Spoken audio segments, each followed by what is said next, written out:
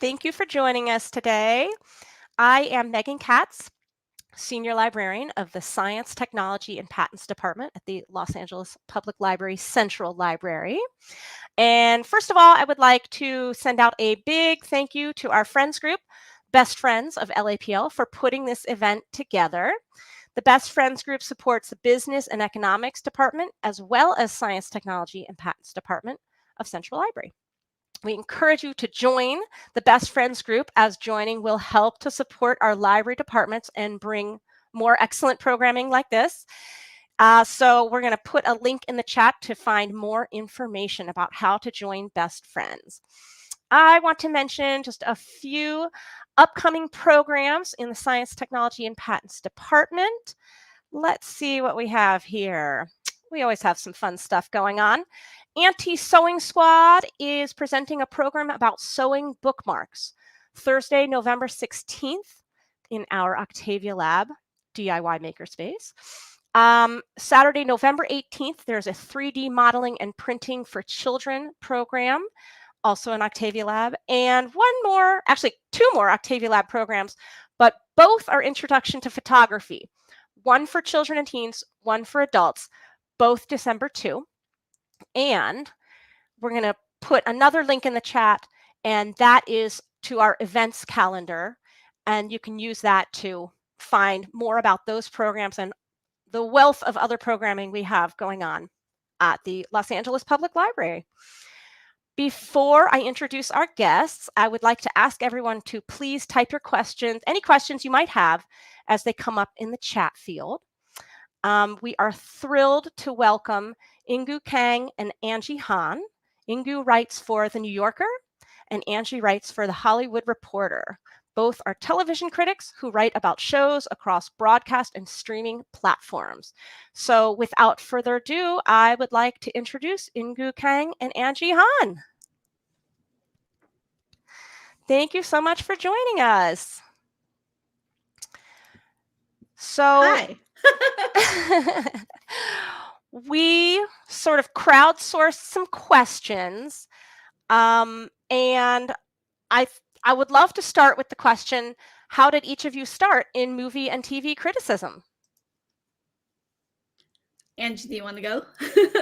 Yeah, I mean, my answer is boring. I double majored in college in women's studies and English with a concentration in pop culture, and also started writing for my college newspaper in the arts section. And then a few years after I graduated, a college friend connected me to the editors of a site called Slash Film, and I started working there, and I've been doing that ever since. So I guess like the TLDR is just college. Okay.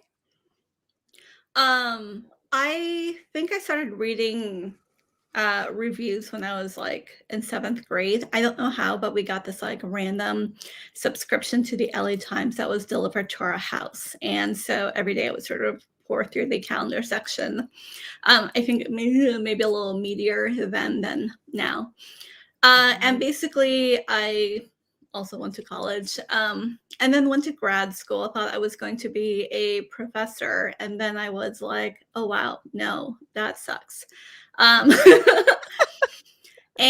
I somehow figured out a way to sort of maybe try my hand at like this career that I always wanted as a critic. And then thought to myself, I'll try this for a while, see if anything comes out of it. If not, I can always go back to like a boring office job. But luckily, it's worked out. All right. So you've both been doing it for quite some time. Actually, I should ask, for how long have each of you been doing it? I've been doing it for about 10 years, 10, 11 years. Okay. Yeah, I think maybe about 11 or 12 years for me. Okay. So, given that viewership, and by the way, again, these questions are not mine, they are crowdsourced.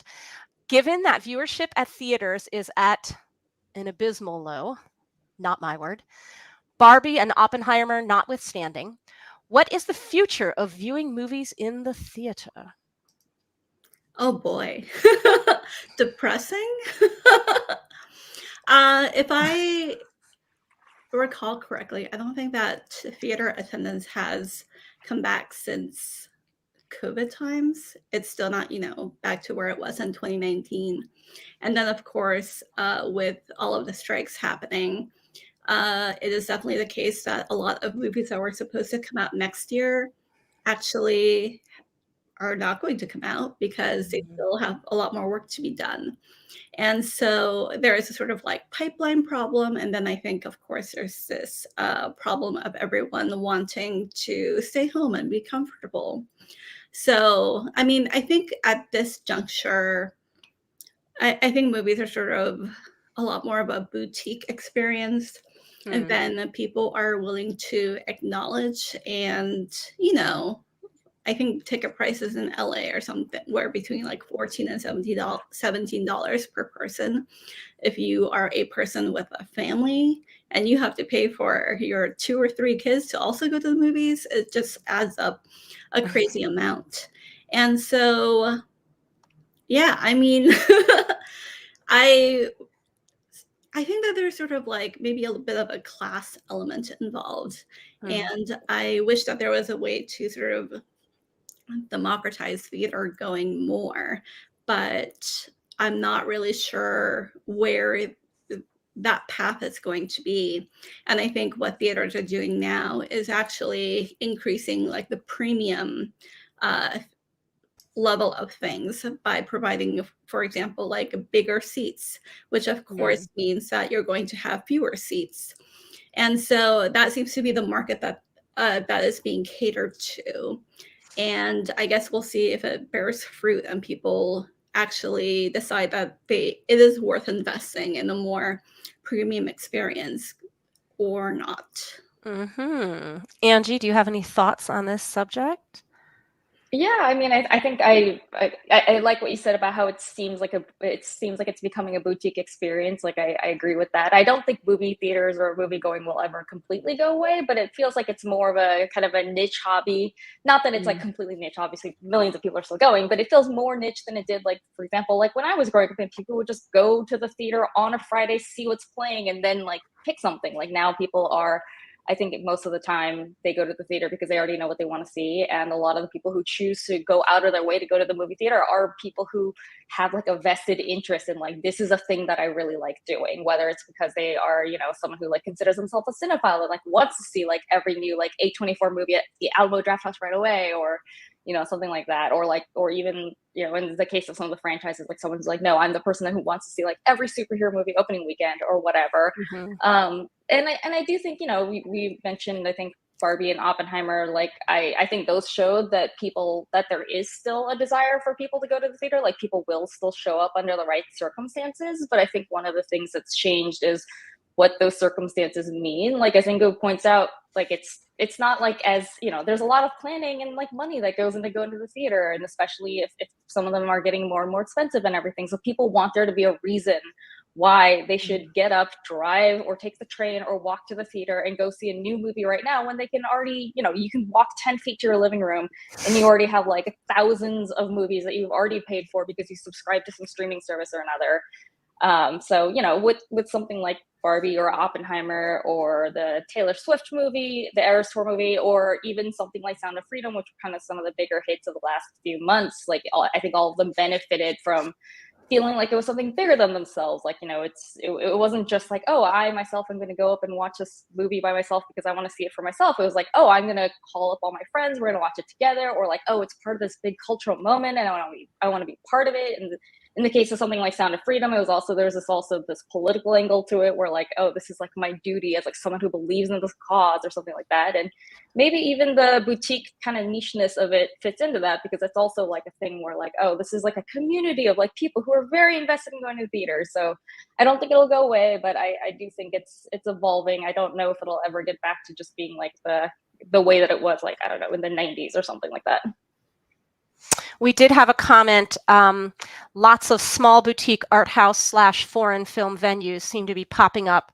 All of them have incredibly uncomfortable seats. So I guess those those like really big cushy seats are for the kind of higher end experience. I remember when Cine Family was around, there was I think a 4-hour movie that I had to sit through, and I believe it was like on a metal folding chair. And Oh my I goodness. definitely considered leaving at many points. And that was when I had a 20-something spine, and now with my 30-something spine, I don't know that was happening. I mean, Um, as someone who is not very tall, like the premium stadium seating, please give me all of that. I love the old theaters, like, and respect them as much as anyone, but I need to be able to see over the tall person in front of me. and I just want to get this in because somebody was asking when you were talking about your backgrounds and your education, somebody asked, does it matter what college you go to? I assume that question relates to if you want to go into this field, does it matter what college you go to? I don't think you need to go to college. I mean, criticism is such a specific field, and it is a industry that is a pyramid that has a very, very, very wide base. And so there's lots of people who sort of do movie reviews for fun, like on their blog or their letterbox, or now increasingly their TikTok account. And I think if you just want to be a person who talks about movies on the internet, you can literally do that anywhere. You don't even need to be college age to go do that. I think if we're sort of talking in a more professional sense, being paid like a living wage to be a critic, and also good luck finding those jobs there. They come out very, very rarely.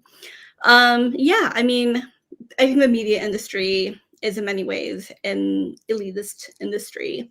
And so I don't think it matters that I don't think you need to have an Ivy League degree. I don't have an Ivy League degree. But I do think that, a lot of publications hire based on a perceived need, and sometimes that does include a college degree.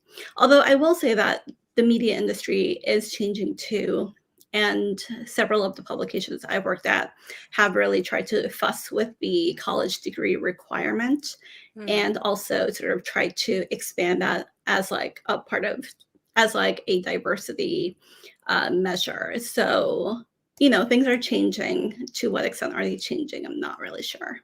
Okay. Yeah, I know I talked about how, a lot of the way that I got started in the career happened to just be based on my college experiences, but like I also don't have an Ivy League education or anything. And I think I was just speaking about my personal path, but I also know people who like, that has nothing to do, like where they went to school, like has had nothing to do with what career they find in media. And, as Inkoo pointed out, we're at a place where people can launch a career talking about movies and film and movies and TV from anywhere. So, which is one of the things that makes it exciting too. So, yeah. All right. All right. Next question. This questioner asks, I'm an elder millennial and I don't own a TV. I watch everything on streaming platforms. My guess is that people watching live TV in real time are on average much older than they used to be. Do you think this is true? And have networks and advertisers adjusted accordingly? I am an elder millennial. I am a professional TV critic. I never turn my television on, um, because I watch everything on my laptop. So there are dozens of us. I think that, I read somewhere, don't like quote me on the numbers of this, but I think for network television, the TV show, at least some years ago, with the youngest audience, had a median age of age 64.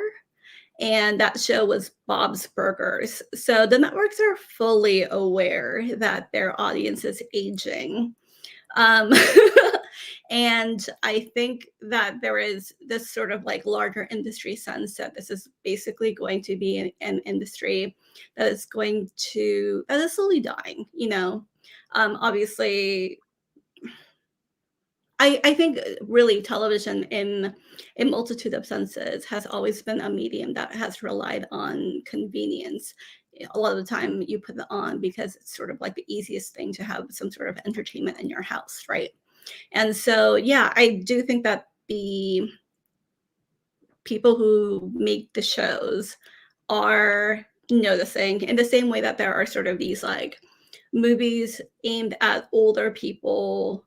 I think there was like a Book Club 2 movie recently with like Jane Fonda and Rita Moreno and like several other elder elder yeah, older actresses. I do think that there is some sort of programming something or other. I think other than Love is Blind, the reality show that I keep hearing the most about is Golden Bachelor. So it's happening somewhere. But yeah, I don't think that there's any doubt that there is a particular movement in television and it is away from linear programming. Yeah, I am also an elder millennial, and while I do own a TV and have a cable subscription, like most of what I'm watching on it are like Seinfeld reruns, like and a lot of the new stuff I'm watching, even stuff that is broadcast shows like Abbott Elementary or Will Trent or Ghost, I'm still watching that on Hulu. Sometimes I'm watching it on my TV through my Apple TV, but I am not watching it through cable or like DVRing it the way that I might have in the past. And I think it's very clear that, you know, the statistics that Inkoo mentioned speak for themselves too. Like it's very clear that people are not really watching the TV in the same way, which is also why it seems like right now a lot of these streamers and the broadcast networks, like all of them right now are fighting over live TV or sorry, over live sports, which is the one thing that like, you know, does not really play the same if you're watching it on Hulu 12 hours later or something Except like that. Amazon is also trying to get in on the business. I mean, they all are like Apple TV is like, you know, Amazon is like, they're all kind of trying to figure out like, how can we do this? Because we want to force people to subscribe to this and whatnot. So that's a whole thing. I'm not really a sports person, but my husband is. He's the reason we have a cable subscription, as I mentioned that I have. And it also just seems like the streaming wars of the past few years were a reaction to this realization that like, oh, people are watching stuff like on Hulu or Netflix versus like on cable subscriptions or whatever. But now it's starting to feel like maybe they kind of overshot that, launched too many streaming services, and now we're about to just reinvent cable bundles again, only now there'll be streaming bundles. So I don't know. I'm very, even as someone who like is fortunate enough that I get to watch a lot of stuff for free just by the nature of my job, even I am tired of feeling like how many different subscription services do I need to pay for this month? So Right. Yeah, no kidding. Well, I'm Gen X and my television doesn't turn on anymore, so I didn't get a new one. Like why I don't, you know, we're all and I have 2 kids and a husband, and all of us there's probably like 10 devices in the household between all of us, so it's kind of like, well, we can just all watch on our devices. Isn't that And really crazy though? I remember when I was growing up, before we got a laptop, not that like in the 90s, anyone could play streaming video or like streaming anything. I remember very distinctly in my family of 4, we had one television and it was always some sort of like psychological warfare over who got to watch what. And you definitely don't have that anymore, which I mean, I don't no, hate that.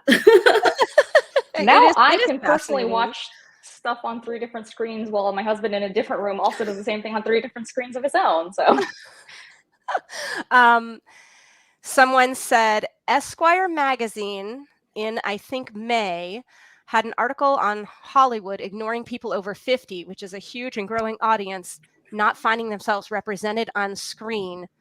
So I just thought I would mention that as related to what we were talking about with the age of viewers and how that has changed. This is also an interesting question. This is from, by the way, this is from our audience, our viewing audience currently. Do you feel sequels and remakes are stifling original ideas? Yes. Yay, thanks. How about you, Angie? yes, I mean, obviously you can do something original and exciting with the sequel or a remake. Like I have plenty of the stuff that I've watched where I've been like, wow, that's a really bold or interesting take on this property that we're already familiar with. And adaptation, same thing. So I'm not saying it can't be done, but like it seems like so many things that I watch feel like they were made like thinking of like, oh, this is a hot IP first, rather than like people having like some interesting idea of what to do with it. which is always very frustrating when you're watching something and you kind of just feel like, oh, it doesn't seem like anyone actually had a vision or was like excited to tell a story or like to do something with this. It just feels like, someone with the marketing research team came back and we're just like, well, this property is really hot right now, so we need something out there. It doesn't matter if it's good. And it's always very disappointing. Sometimes I'd rather watch something that's an absolute disaster, but it seems like someone really went for it, than like something where it just feels like it was made because like some committee of money people were like, well, we need to capitalize on the property. So I don't think it even needs to be hot. I remember when they announced the Fatal Attraction TV show that came out last that's year. right. And everyone was like, oh, really? Okay. Who has thought about Fatal Attraction in 20 years? I have like a TV critic's lament very briefly with regard to the question of originality.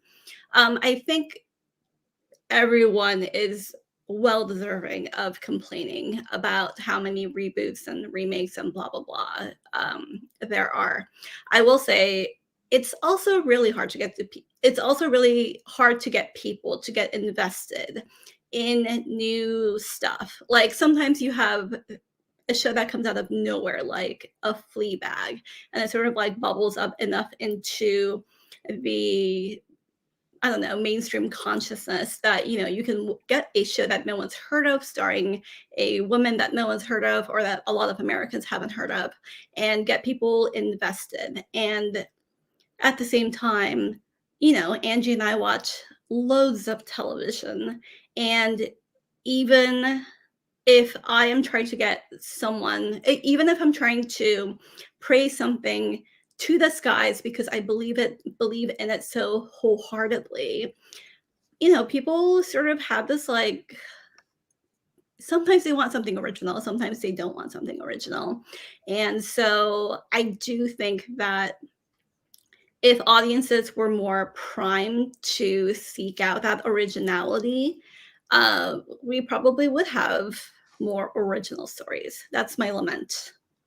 Because it's out there. It's just that it's not being sought out.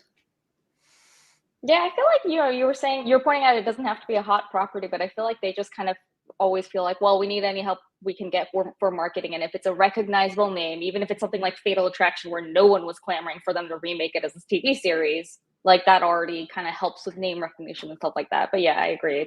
It's frustrating when there's something original and great, but it's hard to get people to watch it. Okay, we have another good question from our current audience. This one is, I'm over 60 and Hispanic. Spanish has second largest number of native speakers on the planet, but we feel ignored by English-only press. Any thoughts on this? My condolences. Yeah, my condolences. I feel like I mainly cover American shows, so like that, and most of those happen to be in English. So unfortunately, like foreign shows just generally aren't something that I cover. I know I'm part of the problem, so sorry.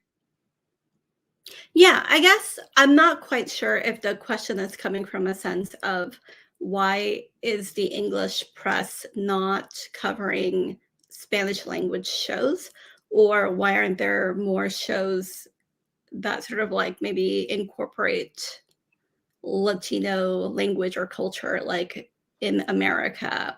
Like, I'm not quite sure like what exactly is the request there. So I find it a little bit hard to understand.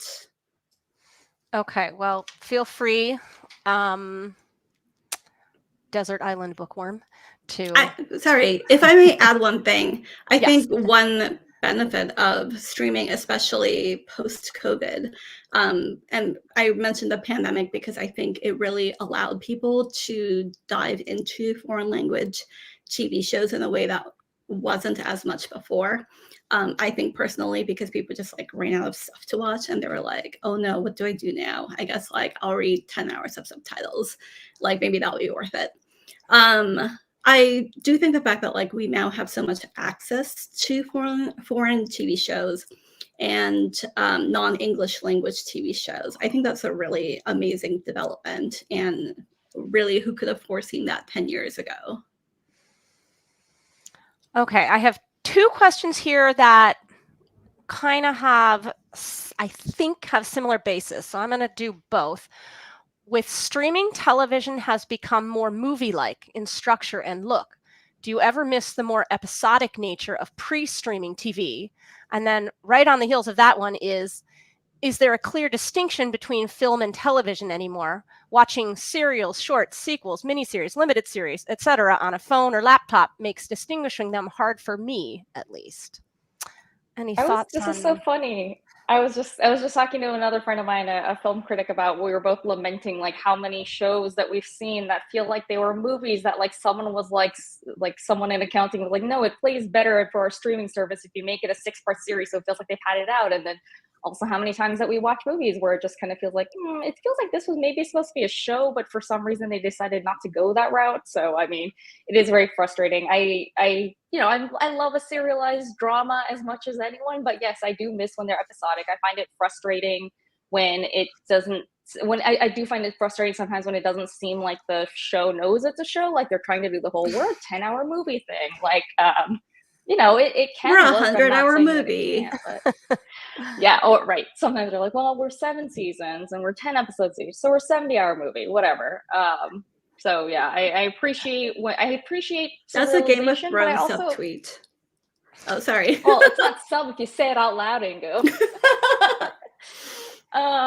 But I also appreciate shows that kind of can figure out how to make it serialized, but also work within the structure of TV. Because like you can use the episodic nature of it to your advantage, but you have to try instead of just doing 70-hour movies. Yeah, one of the things I have to watch today is a 2-part docu-series, meaning it is a docu-series that runs 2 hours and yet wants to bill itself as a TV show as opposed to a movie. I don't know what is going on there. Obviously, a lot of this is super hinky, and a lot of it is because of commercial concerns and people trying to figure out, like, can we make the most money for this as a movie or a TV show? I think, Angie and I used to be film critics way back when. And I think, it's so clear a lot of the time, as she said, when a TV show was originally probably pitched as a movie or vice versa. Do I think that there is a distinction? Probably not. Like, in the same way that sometimes I wonder, are YouTube series coming from like one creator TV or not? Like, I don't know. Like, I don't think these like genre borders matter very much. Also, hi, Eric.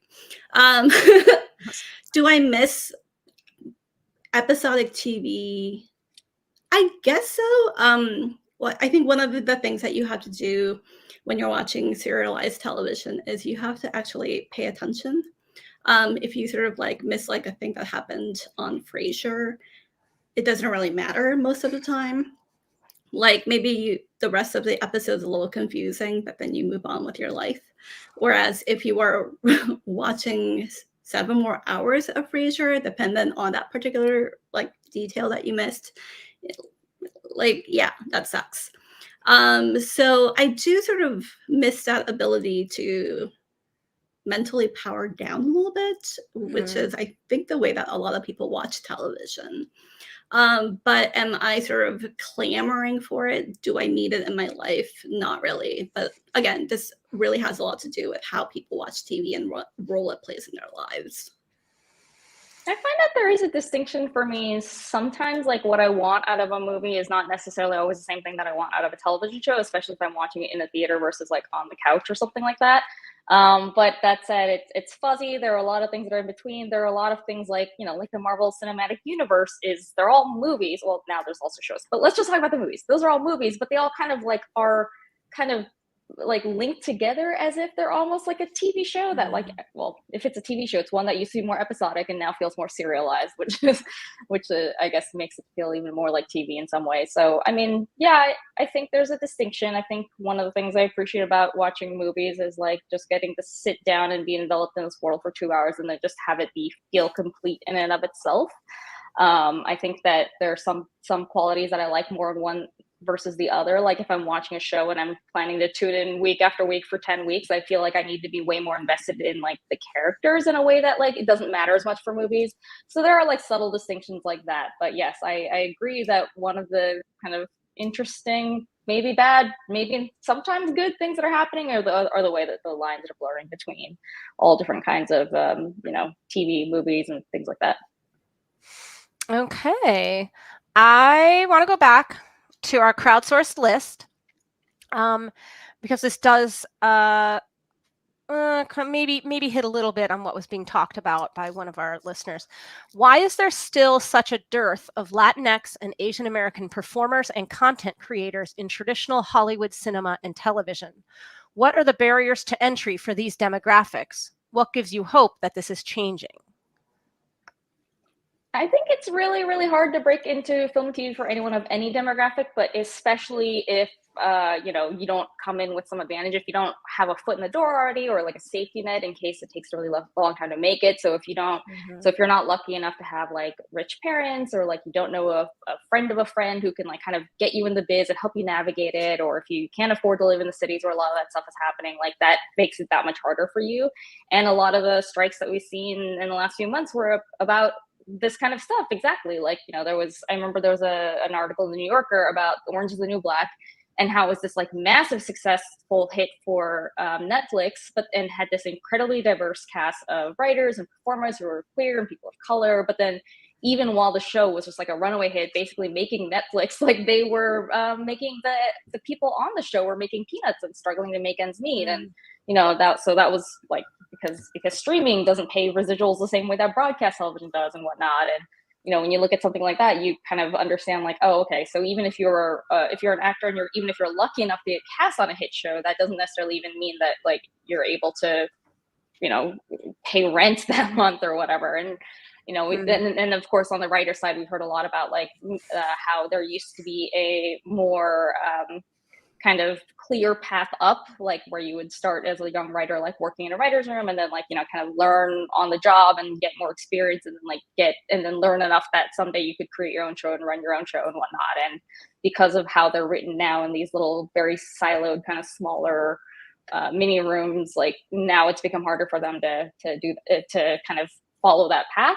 So I mean, yeah, I'm hopeful that kind of the gains made by the strikes over the summer and fall will help with a little bit of that. I do think that overall, I mean, the strike stuff aside, diversity on TV is better than it used to be years ago, which is not to say it's not a problem anymore. But I mean, like I grew up in a world where like in terms of mainstream Asian American content, it was like, well, there's Margaret Cho's All American Girl on TV and the Joy Luck Club. And those are your two things that you get. So, I mean, it's been heartening to see over the last few years that there's other stuff. I mean, obviously there's still room for improvement, but between that kind of things going in that direction and the strikes, like, hopefully maybe that means that we'll continue to see more and more stories from like people of all demographics, including marginalized storytellers.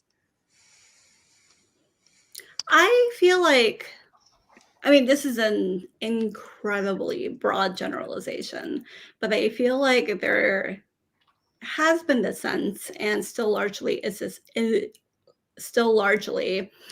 the sense that there are populations within the US that are more other than other groups.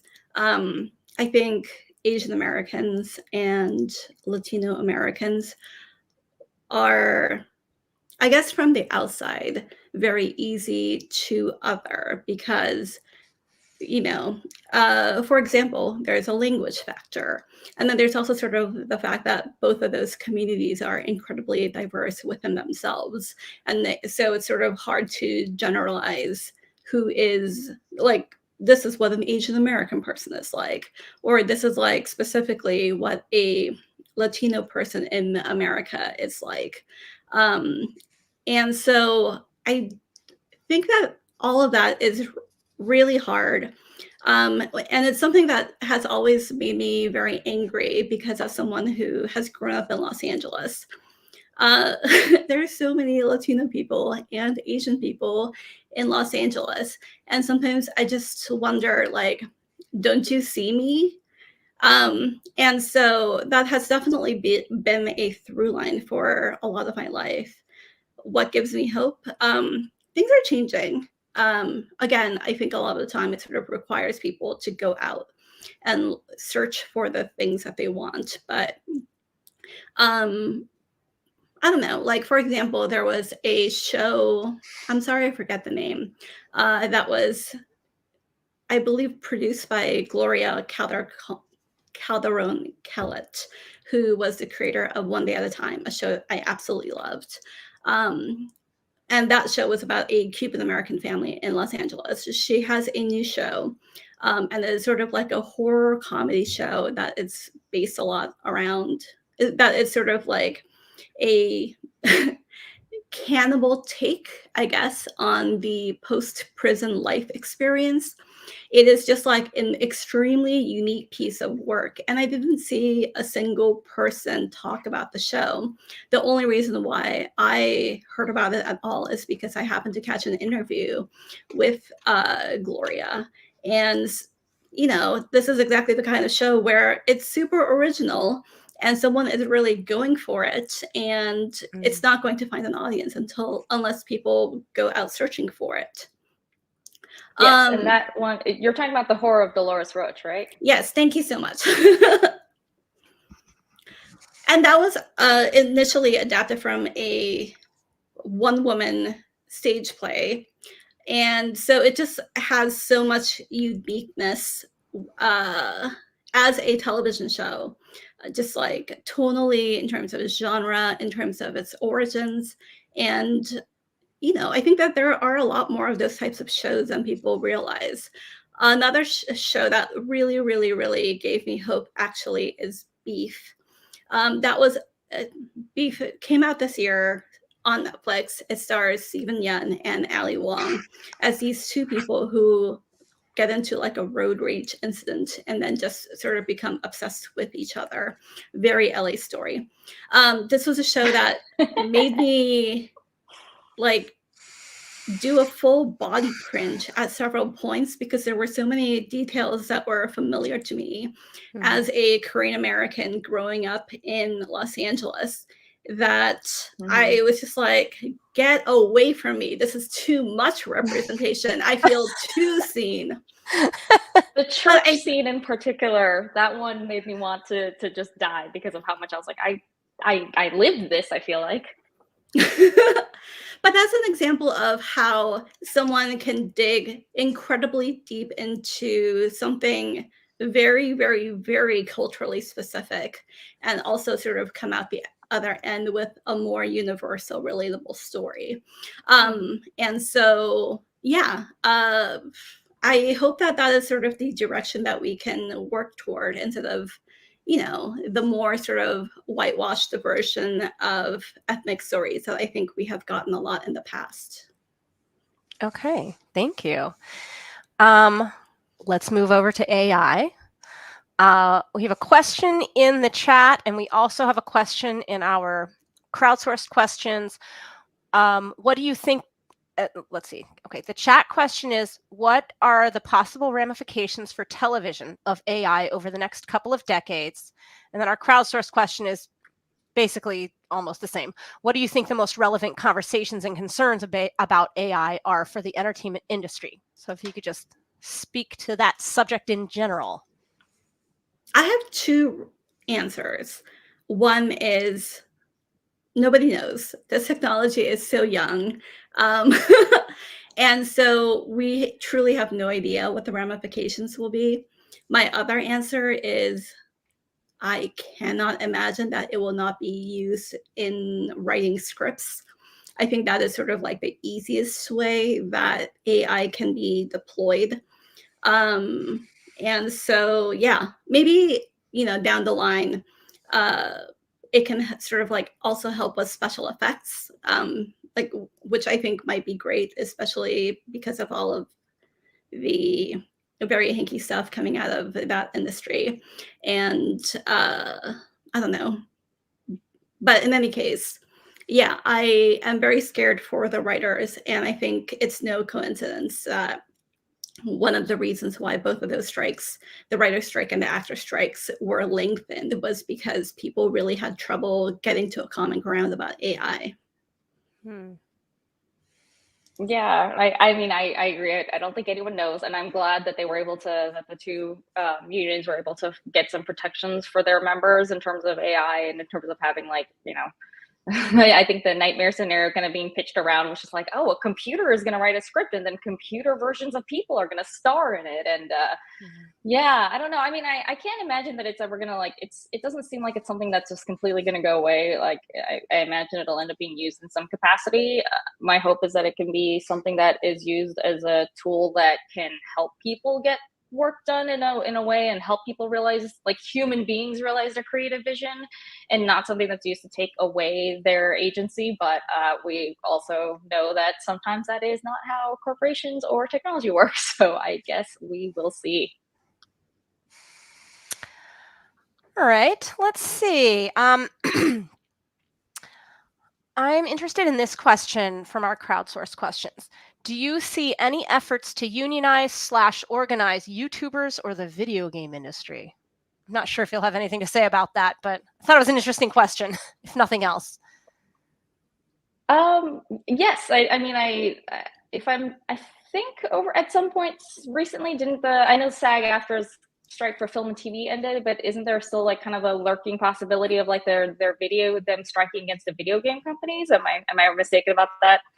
I don't know. But we have, I mean, I'm not someone who covers video games or really even plays them, so this is not really my area of expertise. But you know, I have seen headlines about them, about unionization efforts at, you know, companies like Activision or Sega or whatever. And there are other places that specialize more in video games that can surely talk much more to this. Like Polygon, I think, has been doing some good coverage of it if you're really interested in it. I don't know as much about whether YouTubers are unionizing. I did read at some point in the last couple of years that I guess, like, influencers are now, like, sometimes allowed to be in SAG-AFTRA or something like that. But it certainly wouldn't surprise me to see if they started to make more of an effort to organize, because it seems to be something that's on the rise across many different industries. Yeah, I thought about this a lot when there was some talk of reality stars unionizing. Yeah. And my, like, knee-jerk reaction to that was, how in the hell would they do that? Like, those people are everywhere. And I don't really know to what extent they think of themselves as part of a larger group of people with a collective interest. I think maybe something that we tend to overlook when we are sort of, like, mired on all of these headlines about strikes and such is that it is really, really, really hard to start a union within an industry that traditionally hasn't had one.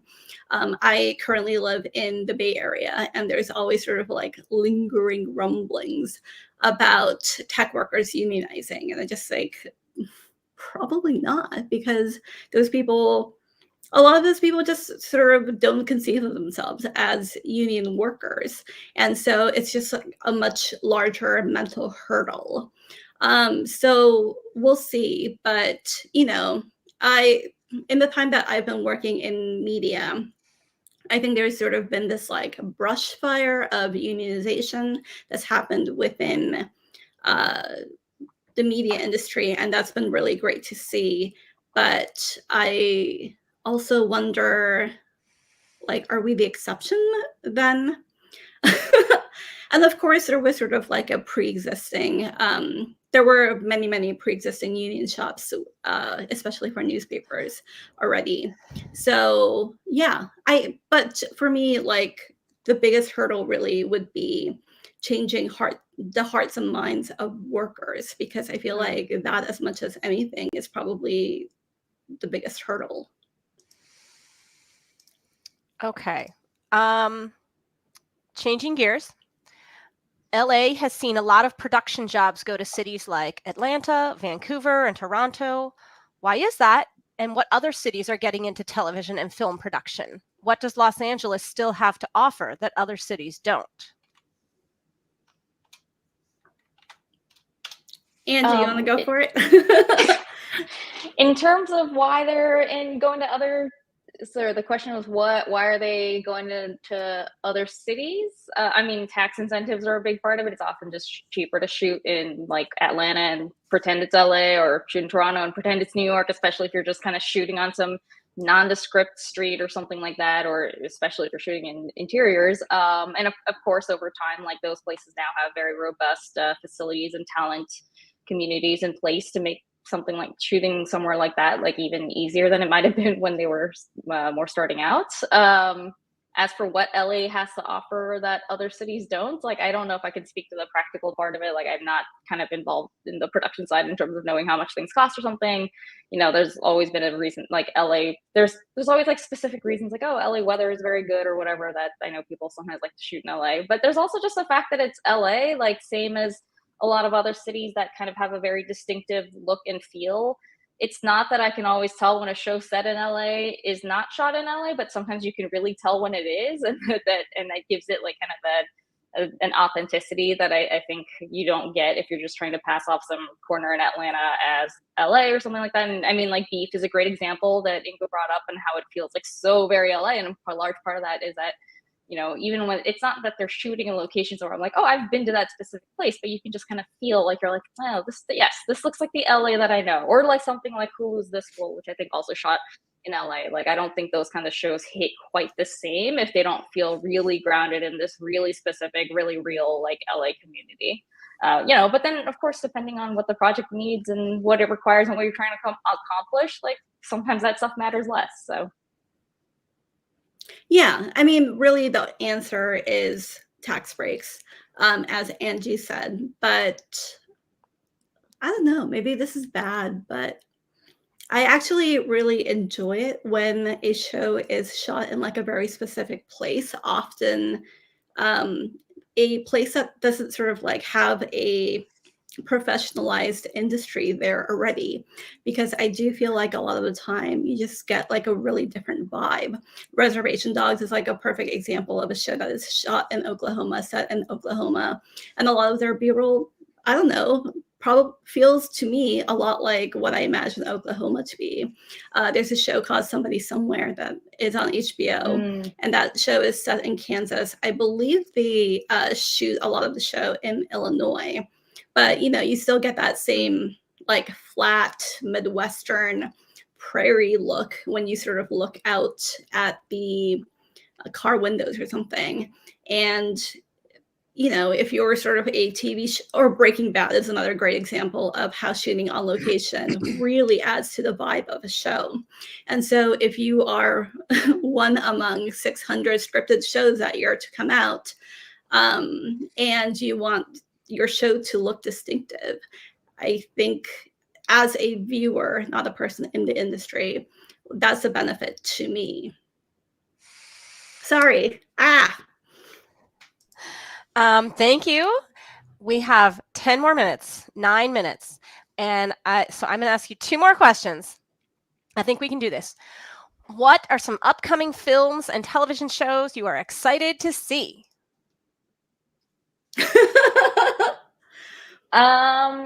I'm very intrigued by Nathan Fielder's The Curse, which comes out like this weekend, so it's barely upcoming. But you know, I haven't seen it yet, so I'm excited to check it out. It's very good. Good. And then in terms of stuff that's farther afield, like Lulu Wang's Expats coming out sometime next year, I'm very curious to see how that turns out. On a much fluffier note, like Bridgerton is so silly, but the next season is based on my favorite of those books, because yes, I also read those books, which are also very silly, but like, you know, addicting. So, you know, I'm looking forward to seeing what they're doing with it.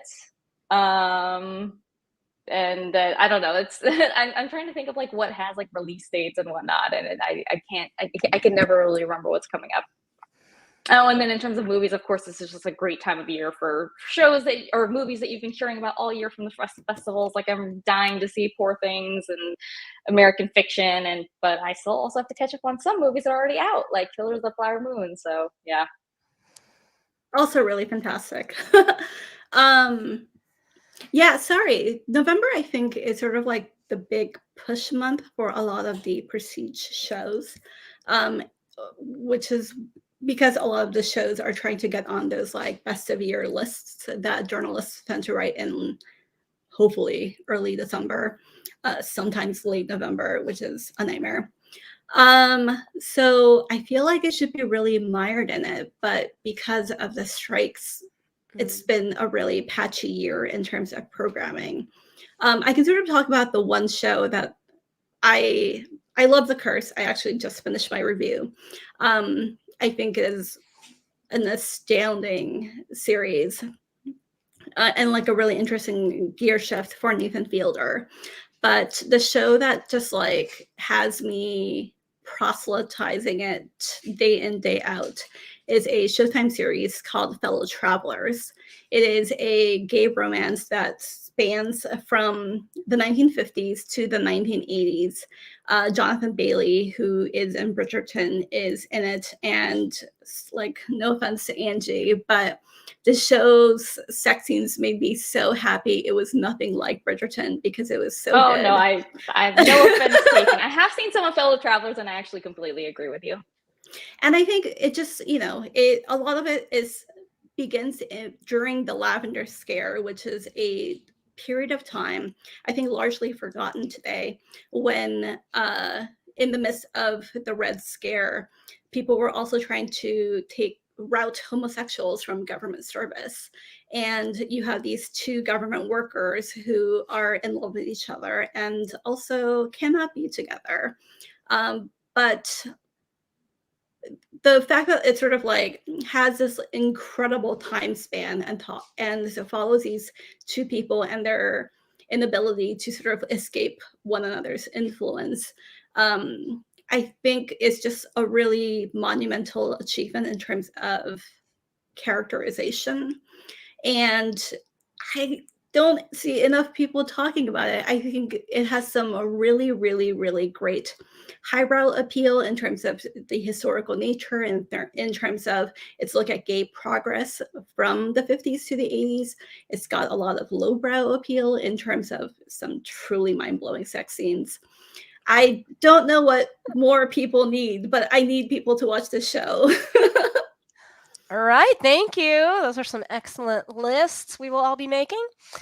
And our final question, what do you see as the future for film and television criticism as more traditional outlets change? Oh, so we're going to end on a sad note? I was thinking like, oh, the future, we're looking to the future. But yeah, I don't know exactly what your answer is yet, so. I don't know. I mean, criticism for a while as an industry, sometimes as a practice, has been a rather bleak one. As much as it is incredibly important to have all of these new voices enter the larger discourse about the various TV shows or movies or larger cultural trends, it does make it hard for each individual critic to be heard. I know that's like a very self-indulgent complaint, so I'll just like let that go. But yeah, I think that honestly, like probably one of the biggest threats is probably still something like Rotten Tomatoes, where it sort of gives you very quickly a rundown of what critics generally think as a group. And then it leaves people to not read the review a lot of the time. So I mean, the other like definitive answer I can give you is that it is going toward video. I think that's already been happening for a long time. YouTube has some now famous video essayists who are sort of doing their own thing. And then, of course, it's also moving on to TikTok. And I'm sure whatever comes after TikTok, it will move on to there. I think people are never going to tire wanting to talk about stuff that they watched and want to process with other people and share with other people. But I don't know. Sometimes I think, are we an endangered species? Yeah, I mean, I think that there will always be a place for honest and thoughtful and well-informed discussion about film and TV, or maybe I just hope so because like my own livelihood depends on it. Yeah, I don't really know where it's going either. I think that something like Rotten Tomatoes or Metacritic, like it doesn't have to be all bad, but I think that one of the things that's because like, you know, even when I was like someone who was before I even, you know, whenever Rotten Tomatoes first came out, I was already like reading reviews on it. And that was a place where I discovered a lot of critics that I really love. And like, that's a place, that's how it can be used really well. But Inkoo's right. A lot of times people just kind of use it to like look up the number, like, you know, and I'm guilty of that myself too. Sometimes I don't like read every single review on every single page when I'm curious, like what's the general temperature on like something that's coming out. But it makes it that much harder for people to kind of engage with those deeper ideas like critics want to talk about in their reviews. Like, you know, I don't like, I understand why I'm reduced to just like a little snippet on those sites, but like, my wish is that people would also read the other 700 words that accompanied that like one sentence.